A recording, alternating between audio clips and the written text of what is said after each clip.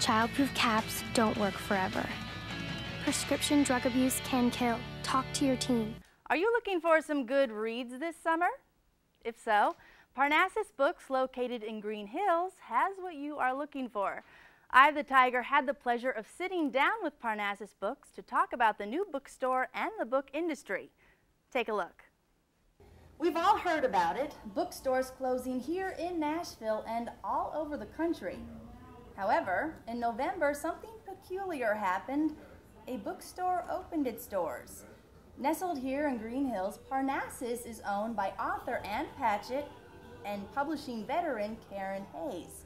Today we have the pleasure of sitting down with Karen. Hello. Hi. How are you? I'm doing well, thank you. Good to hear. Thanks for inviting us to your beautiful store. Oh, thank you for coming. I really Glad appreciate to it. be here. So first off, why a bookstore? Why did you decide to open a bookstore? Well, I've been, as you said, a publishing veteran. I worked at Ingram for 12 years. I worked at Random House for 18 years, and I called on independents most of the time that I was with Random House. And I love independent bookstores, but it never occurred to me to open an independent until Davis Kidd, which had been open here for, I think, the early 80s. I think it was their 30th anniversary the year before they closed. When they closed, there was a big hole here because they closed as a profitable store. It was their parent company that was having problems. And I had been kind of thinking about making a change, but it didn't occur to me that this would be the change. But it's a great way to stay in the business and give something back to a city that I love. And so I started pursuing the idea of opening a bookstore. So, because bookstores were closing, did you feel nervous at all? Like, what if there's not the support that I need? Because bookstores are closing all over the country. Not too much, surprisingly, because I know that there are still a lot of people out there that are reading printed books. And there'll always be a market for it. I would see, I use as an example quite a bit, Grimey's here in town. It's a wonderful independent record store, and they've been in business for a long, long time, and they're making it with all the changes that have gone on in the music business. So I felt like there's still going to be a market for printed books for a long time to come, as long as you aren't a huge, huge store that overextending yourself. If you keep it small, you're going to do well. So how do you market tangible paperback or hardcover books? How do you market them as relevant when we do have fancy e-readers and iPads, and you know, it's the new trend. You see it in the airport, at universities. How do you make real books relevant? I don't think we have to make them relevant. I think people that come in here love the feel of a book, love to read a book, and a lot of them do have their e-readers and they use them a lot. It's just that they like both. You know, the e-reader has a place when they're traveling, or other times when they can't find something that they can only get on their e-reader.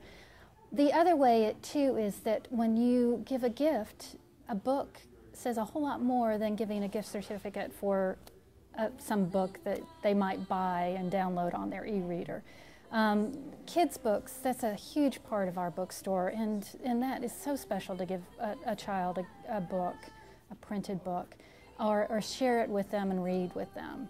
And then, as you can see, we've got a big art section here, so that's hard to do with books too. I mean, you know, with e-readers. So it's going to be, I think, relevant for a long time to come. So. Right. You know, and there is something very authentic about a real book. Yes, you know? it is, and it does, like I said, make a great gift. And so people come in here, and you know, we had a lot of people at the holidays. It was really, really busy, and it continues to be because it's a great gift.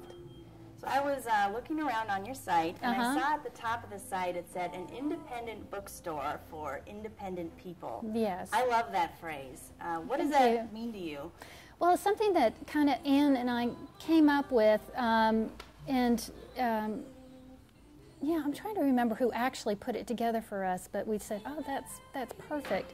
Ann has a book that she loves called Independent People, and she was kind of thinking that would be a good name for a bookstore. And that's where it kind of jumped off from there. And we just felt like that was a great catchphrase for our store, that people who have their own way of thinking and their own way of doing things, books always represent strong,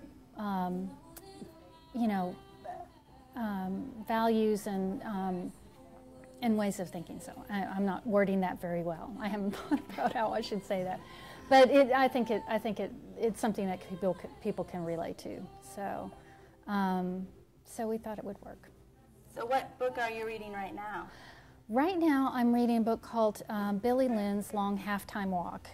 It's going to come out in a month, and it is a book that is getting a lot of buzz in the industry. It's about a young soldier that's coming back from the war in Iraq. As a war hero, and kind of what it means in this day and age to be that, what the state of the media is in the world. It's just kind of a broad issue book, but with a great character, a wry sense of humor, kind of a catch-22 for this century, actually. Wonderful. Yeah. Wonderful. So clearly you are a veteran in the publishing world. You have this beautiful bookstore. You're an avid reader. Can you imagine your life without books, or what would you be doing right now if you didn't love books so much? Doing it all my, working life pretty much. So I have a hard time envisioning what I would be doing. I do love the arts, so I would probably be something still in the arts, more visual probably. But I'm happy I ended up where I am. So. Yeah, I'm not an artist, but it might have been something in the visual arts. Okay. Where do you see your store in 5 or 10 years from now? I hope it'll be here. It's the right size. It's a good location. It's. I don't see us expanding. We're finding that the back room space is a little tiny, but the floor space we're very happy with. So I think, and the location is just great. It's easy for a lot of people to get to. So. It's a good location. Okay.